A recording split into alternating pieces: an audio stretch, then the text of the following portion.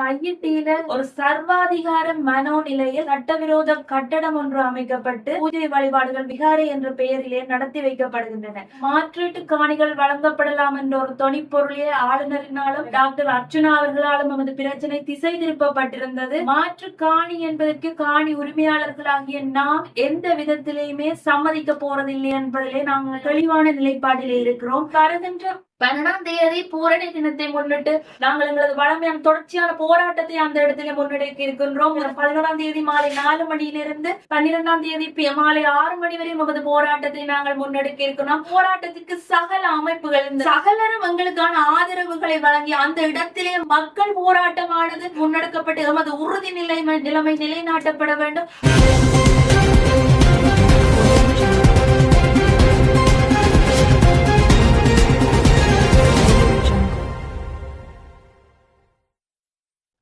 அனைவருக்கும் வணக்கம். நாங்கள் இன்னைக்கு இந்த தையிட்டி அந்த பிரச்சனை தொடர்பாக இந்த ஊடகங்களுக்கும் சம்பந்தப்பட்ட அதிகாரிகளுக்கும் பொதுமக்களுக்கும் ஒரு தெளிவான ஒரு எங்களோட நிலைப்பாட்டை ஒரு தெளிவுபடுத்துறதுக்காக இந்த இடத்துல நாங்க ஊடக சந்திப்போட்ட நிகழ்த்த இருக்கிறோம். அந்த வகையில் தையிட்டியில என்று அனைவருக்கும் தெரியும், கிட்டத்தட்ட 140 150 பரப்பளவான காணிகள் சட்டவிரோதமாக சட்டத்துக்கு முரணான வகையில இராணுவத்தினரால கையகப்படுத்தப்பட்டு எந்தவித சட்ட ரீதியான அனுமதிகளோ எதுவுமே பெறப்படாமல் ஒரு சர்வாதிகார மனோநிலையில் கேள்வி கேட்பதற்கு யாருமே இல்லை என்ற ஒரு தைரியத்துடன் மிக பிரமாண்டமான சட்டவிரோத கட்டடம் ஒன்று அமைக்கப்பட்டு இன்று அது சிறப்பாக எந்தவித தடையுமின்றி அதற்குரிய பூஜை வழிபாடுகள் விகாரை என்ற பெயரிலே நடத்தி வைக்கப்படுகின்றன. இதற்கு எதிராக நாங்கள் ஒரு 4-5 வருடங்களாக சம்பந்தப்பட்ட அதிகாரிகளிடம் தொடர்புகளை ஏற்படுத்தி கொண்ட போதிலும் எமக்கான நீதிகளோ நியாயங்களோ வழங்கப்படாத விடத்தை நாங்கள் கடந்த 2 வருடங்களாக போராட்டங்களை நிகழ்த்தி வருகிறோம். அந்த வகையிலே எனது கணவருடைய தந்தையாருக்கு மட்டுமே அங்கே 8 பிறப்பு காணிகள் இன்னமும் விடுவிக்கப்படாமல் அந்த சட்டவிரோத கட்டுமானத்திற்காக கையகப்படுத்தி வைக்கப்பட்டிருக்கிறார்கள். கணவருடைய பேரனாருடைய காணிகளும் அங்கே இருக்கின்றன. நமக்கு அதுக்குரிய ஆவணங்கள் ஆவணத்துக்குரிய கோப்புகள் அனைத்தும் தோம்பிலிருந்து அனைத்து கோப்புகளும் அம்மகத்தில் இருக்கின்றன. இது அந்த 400 ஃபைல் கதை மாதிரி எல்லாம் தகுதியான ஆதாரங்கள் இருக்கின்றன. சம்பந்தப்பட்ட அதிகாரிகள் இதற்குரிய உண்மை நிலைமையை வெளிப்படுத்த வேண்டும். மற்றது கடந்த 31/1/2025 அன்று கச்சேரியிலே இடம்பெற்ற மாவட்ட அபிவிருத்தி ஒருங்கிணைப்பு குழு கூட்டத்திலே ஜனாதிபதி அவர்கள் பங்கு பெற்றிருந்தார்கள். அந்த இடத்திலே எமது பிரச்சனை எழுப்பப்பட்ட பொழுது அதற்கான மாற்றீட்டு காணிகள் வழங்கப்படலாம் என்ற ஒரு தொனிப்பொருளே ஆளுநரினாலும் டாக்டர் அர்ச்சுனா அவர்களாலும் நமது பிரச்சனை திசை திருப்பப்பட்டிருந்தது. அந்த மாற்று காணி என்பதற்கு காணி உரிமையாளர்களாகிய நாம் எந்த விதத்திலேயுமே சம்மதிக்க போறதில்லை என்பதிலே நாங்கள் ஒரு தெளிவான நிலைப்பாட்டிலே இருக்கிறோம். ஏனெனில் இந்த விகாரையானது முற்றிலும் சட்டவிரோதமாகத்தான் கட்டப்பட்டிருக்கிறது. நாம் அந்த இடத்திலே மாற்று காணிக்கு சம்மதிப்போமானால் அந்த இடத்திலே மாற்று காணிக்கு சம்மதிக்கின்ற பொழுது எமது காணிகளுக்கான உரித்தை டைட்டிலை நாம் அவர்களுக்கு வழங்க வேண்டிய கடப்பாடும் கட்டாயத்தில் இருப்போம். அந்த மாற்று காணிகளை நாங்கள் பெற்றுவிட்டால் எமது காணிகளுக்குரிய டைட்டில் அவர்களுக்கு சென்று விட்டால் அது அங்கே சட்ட ரீதியான ஒரு கட்டுமானமாகவே கருதப்பட்டுவிடும். அதற்கு பின்னர் அந்த லேண்ட் அக்யூசிஷன் காணி சுவீகரிப்பு சட்டத்திற்கு கீழே செக்ஷன் 2479 அப்படி கணக்க செக்ஷன்கள் இருக்கு. அந்த செக்ஷன்களுக்கு கீழே ஒரு பௌத்த மதத்திற்கு அந்த உறுப்புரிமை சட்டம் 9 கூறப்படுகிற போது இந்த நாட்டின் முதன்மை மதமாக கருதப்படுகிற பௌத்த மதத்தை பேணி பாதுகாப்பதற்கு அரசு ஆவணம் செய்ய வேண்டும் என்ற அந்த உறுப்புரிமைக்கு கீழே நாம் அந்த டைட்டில் பொசிஷன் அதுகளை கொடுத்து விட்டால் எமது காணிகள் மேலும் அந்த விகாரையின் நலன் கருதி மேலதிக கட்டுமானங்களுக்காக ஏற்கனவே எம்மகத்தை இருக்கிற மிகுதி காணிகளையும் அவர்கள் சுவீகரிப்பதற்கு நாமே வழிகோல்வதாக அமைந்துவிடும். ஆகவே இதில் இவ்வாறான சட்ட ரீதியான பல சிக்கல்கள் இருக்கும் போது இது எதையுமே கவனத்தில் கொள்ளாது தெரிந்தோ தெரியாமலோ அந்த ஒரு மாற்று காணிக்காக நாங்க சம்மதிக்கின்றோம் என்ற தகவல்களை அந்த இடத்திலே வழங்கி இருந்தார்கள். அது முற்றிலும் நாம் எதிர்க்கிறோம். எமது காணிதான் எமக்கு வேணும். அதை விடுத்து அந்த இடத்திலே நாங்கள் போராட்டங்களை நிகழ்த்துகிற போது நாங்கள் எந்த ஒரு வன்முறையிலும் ஈடுபடாது ஒரு அகிம்சை ரீதியிலான போராட்டத்தை அங்கே வரும் சிங்கள சகோதரர்களுக்கு அந்த இடத்தின் நிலைப்பாடு எமது நிலைப்பாடு அது சட்டவிரோத கட்டிடம் என்ற கூற்றுக்களை நாங்கள் ஓங்கி உணர்த்துகின்ற போது அந்த இடத்திலே எமக்கு எதிரான வழக்குகள் போலீசாரினால் தாக்கல் செய்யப்படுகின்றன. அந்த இடத்திலே அந்த வழக்கினை ஏன் ICCPR சட்டத்தின் கீழ் கொண்டு செல்ல முடியாது என்று அங்கே சட்டமா அதிபரிடம் ஒப்பீனியன் கேட்கிறார்கள். இந்த ICCPR வழக்கு கூறுவது என்ன? இன மத நல்லிணக்கத்தை சீர்குலைக்கின்ற வகையிலே ஏதாவது ஒரு போராட்டமோ ஏதாவது ஒரு கருத்து வெளிப்பாடோ வெளிப்படுத்துகின்ற அந்த நபர்கள் கைது செய்யப்பட வேண்டும் என்பதே அந்த சட்டம். ஆனால் அந்த சட்டத்தின் நாங்கள் உண்மைத்தன்மை ஆராய்வோம் என்றால் இந்த தையட்டியிலே இன மத நல்லிணக்கத்தை சீர்குலைப்பது யார் என்று நாங்கள் ஆராய்ந்து பார்த்தால் அந்த இடத்தில் எம்மகத்தை உறுதி இருக்கின்றன. அப்பாவி மக்களுடைய காணிகள் பறிக்கப்பட்டிருக்கின்றன. அப்போ அந்த இடத்தில் அந்த வழக்கானது யாருக்கு எதிராக போடப்பட வேண்டும், யாருக்கு எதிராக அது தாக்கல் செய்யப்பட வேண்டும் என்று பார்த்தால் அந்த சட்டவிரோத கட்டிடத்திற்கு வரைபடங்கள் கீறி கொடுத்தவர்கள், அதுக்கு சட்டவிரோதமாக அனுமதிகளை வழங்கியவர்கள், அதற்கு நிதி பங்களிப்பை வழங்கியவர்கள், இந்த ராணுவ தளபதிகள், அந்த இடத்திலே சட்டவிரோதம் என தெரிந்தும் அந்த இடத்திலே பூஜை வழிபாடுகளை நடத்தும் விகாராதிபதி, இவர்கள் அனைவருக்கும் எதிராகத்தான் அந்த சட்டம் திரும்ப வேண்டுமே ஒழிய பாதிக்கப்பட்ட அப்பாவி மக்களுக்கு எதிராக திரும்ப வேண்டிய எந்த ஒரு கடப்பாடும் இல்லை. அப்படியான ஒரு சட்டம் எதிராக பிரயோகிக்கின்ற அந்த சட்டம் இருக்கிற நாட்டிலேதான் நாங்கள் வாழ்ந்து கொண்டிருக்கிறோம். ஆகவே சகல மக்களுடைய ஊடகங்களுடைய ஒத்துழைப்பு எங்களுக்கு தேவை.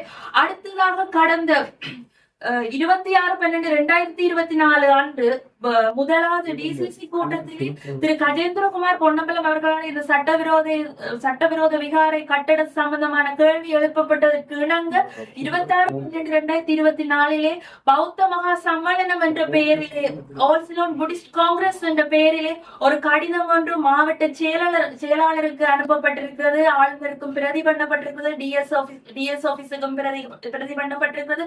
அந்த கடிதத்திலே கூறப்பட்டிருக்கிறது என்னவெனில் இந்த தையட்டி விகாரை என்பது புராதனமான விகாரை எனவும் அதற்காக 14 ஏக்கர் பரப்பு காணி முன்னைய காலத்திலே இருந்ததாகவும் மேலும் இன்னும் சுவீகரிப்பு செய்யப்பட வேண்டிய காணிகள் மக்களிடத்தே இருக்கின்றனவும் அனைத்து காணிகளையும் தமக்கு சுவீகரித்து தருமாறும் அந்த இடத்திலே தாங்கள் இன்னும் எத்தனையோ கட்டடங்களுக்கு தாங்கள் ஒரு ஆரம்ப வேலைகளை செய்ய இருப்பதாகவும் கூறியிருக்கிறார்கள்.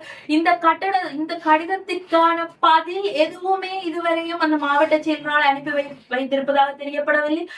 நாங்கள் அந்த மக்கள் அந்த இடத்தில் 2 வருடமாக போராடி வருகிறோம். நாங்கள் எத்தனையோ கடிதங்கள் அனுப்பியிருக்கிறோம். ஆனால் இந்த இப்படியான ஒரு கடிதம் வந்த செய்தி நமக்கு தெரியப்படுத்தி இருக்க வேணும். கடைசி அந்த 31/1/2025 அந்த டிசிசி மீட்டிங்ல இந்த பிரச்சனை காரசாரமா விவாதிக்கப்படக்குள்ள அந்த மாவட்ட செயலாளராலேயோ சம்பந்தப்பட்ட அதிகாரிகளால் இந்த விடயம் ஜனாதிபதியின் கவனத்திற்கு கொண்டு வந்திருக்க வேண்டும். அல்லது இதன் உண்மைத்தன்மைகளை இப்ப ஓரிரு மாதங்களுக்கு முன்னர் ஒரு சிங்கள அமைப்போ சிங்கள மக்கள் என்ற ரீதியிலேயோ கடிதம் வந்திருந்தது. யாழ்ப்பாணத்தில் நமக்கு காணிகள் இருந்தன, அதுக்கான அதிகளை நமக்கு மீள தருமாறு கோரி கடிதம் வந்திருந்ததுல அந்த இடத்திலே உடனே பதிலளித்திருக்கிறார்கள். உங்களிடம் உறுதிகள் இருந்தால் அதை உறுதிகளோட காண்பியுங்கள் என்ற ஒரு பதில் கடிதம் வழங்கி இருக்கு. அதே மாதிரி இந்த கடிதத்துக்கும் அவர்களது உறுதிகளை கோரி நீங்கள் ஒரு பதில் கடிதம் வழங்க வேண்டும். அப்படி அவர்களிடம் எங்களிடத்தே உறுதி இருக்கிறது, எங்களது உறுதியின் உண்மை தன்மையை நீங்க கச்சேரியிலே பெற்றுக்கொள்ளலாம். தோம்பில் இருந்து கிட்டத்தட்ட 100 ஆண்டுகளுக்கு மேற்பட்ட வரலாற்றை கொண்டது நமது காணிகள். அப்படியே பூர்வீகமாக நாங்கள் வாழ்ந்த இடங்கள். அப்ப அவர்களிடத்தை அவர்கள் கூறுகிறார்கள் தங்களுக்கு தேவநம்பிய தீசன் காலத்தில் இருந்தே இந்த விகாரை இருந்திருக்கிறது. அப்படியான அவர்கள் தேவநம்பிய தீசன் அவர்களுக்கு வழங்கிய உறுதிகளை காட்டட்டும் பார்க்கலாம், அவர்கள் சான்றுகளை காட்டட்டும்.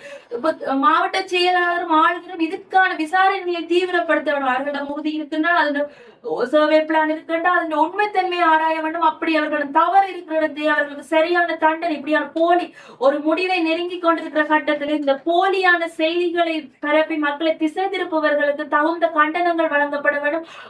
அவ்வாறு தேவநம்பிய தீசன் காலத்து விகாரையனில் தொல்பொருட்களை காட்டுங்கள். எங்களுக்கு அது அழிவடைந்து இருந்தாலும் அதன் சிதைவுகள் இருந்தாலும் அதுகளை காட்டுங்கள். தொல்பொருள் சட்டத்தில் கூட அது அழிவடைந்திருந்தால் அந்த அழிவுகள் சிதைவுகள் தான் பாதுகாக்கப்பட வேண்டியவை ஒழிய அந்த இடத்தில் நீங்கள் ஒரு புது விகாரையை ஒரு கட்டுமானத்தை தொல்பொருள் சின்னமாக கருதி கட்டிவிட்டு அதை பாதுகாப்பதற்கு இத்தனை ஆயிரம் படையினர்கள் இவ்வளவு அரசு அதிகாரிகளின் துணையுடன் அப்படி அதை பாதுகாப்பதற்கு எந்த இடத்திலுமே சட்டம் இல்லை.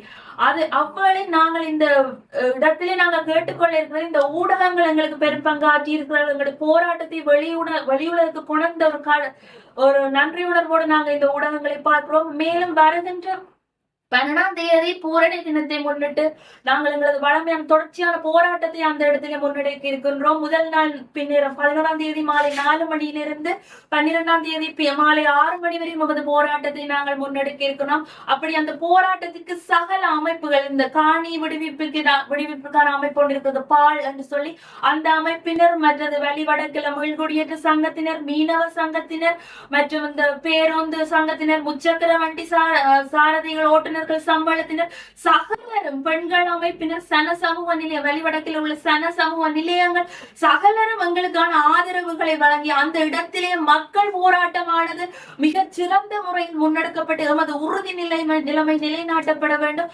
அதற்காக சகலரும் எங்களுக்கு ஒத்துழைப்பை வழங்கி தொடர்ந்து உங்களால் நிற்க இயலாவிட்டாலும் ஒரு 12ஆம் தேதி மதியம் 2 மணியிலிருந்து 6 மணி வரையும் உங்களது பூரண ஒத்துழைப்புகளை எங்களுக்கு வழங்க வேண்டும். தெரிந்தோ தெரியாமலும் அரசு அதிகாரிகள் நிறைய தவறுகள் இழைத்து விட்டார்கள். இந்த கட்டண சம்பளம் அவர்கள் தங்களது தவறை உணர்ந்து இனிமேலாவது தங்களது தவறை நிவர்த்தி செய்து சம்பந்தப்பட்ட ஆவணங்கள் சம்பந்தப்பட்ட அதிகாரிகளுக்கு சமர்ப்பிக்கப்பட வேண்டும். ஜனாதிபதியிடத்தை இந்த பிரச்சனைகள் கொண்டு செல்ல வேண்டும். உறுதியான ஆவணங்கள் சமர்ப்பிக்க வேண்டும் என்று கேட்டுக்கொள்கிறோம். அதை விடுத்து தெரிந்தோ தெரியாமல் இந்த நாவற்குழியிலே அது ரயில்வே திணைக்களத்துக்கான காணி என்று சொல்லி அந்த காணியில் விகாரை கட்டியிருக்கிறீர்கள். இன்று தெரிந்தோ தெரியாமலோ தையிட்டிலே கை வைத்து விட்டீர்கள். தையிட்டி மக்கள் நீங்கள் இடை போட்டது போல சாதாரண மக்கள் இல்லை. நாங்கள் பல பல வரலாறுகளை கொண்ட மக்கள். எமது முதியோரின் ஆசையுடன் நாம் இந்த போராட்டத்தை செய்கிறோம். இந்த போராட்டம் வலுப்பெற வேண்டும். சகல மக்களினதும் ஊடகங்களினதும் ஆதரவு தேவை. இன்றைய இந்த நிலமீட்டு தையிட்டிலே நாம் நிலம் மீட்பது என்பது ஒரு வரலாறாக அமைய வேண்டும். விட்டு கொடுத்தோமே ஆனால் நாளைக்கு இன்னொரு இடத்திலே இந்த காணி சுவீகரிப்பதற்கு தையிட்டி நாளைக்கு ஒரு உதாரணமாக அமைந்துவிடும். அப்படி அமைவதை நாம் யாருமே விரும்பவில்லை. தையிட்டி தமிழர் பூமி என்பதை நாம் மீண்டும் நிலைநாட்ட வேண்டும். இந்த போராட்டங்கள் மூலம் நாங்கள் நமது வெற்றியினை பதிவு செய்து ஒரு வரலாறாக அமைய வேண்டும் என்பதை கேட்டுக்கொள்கிறேன். நன்றி.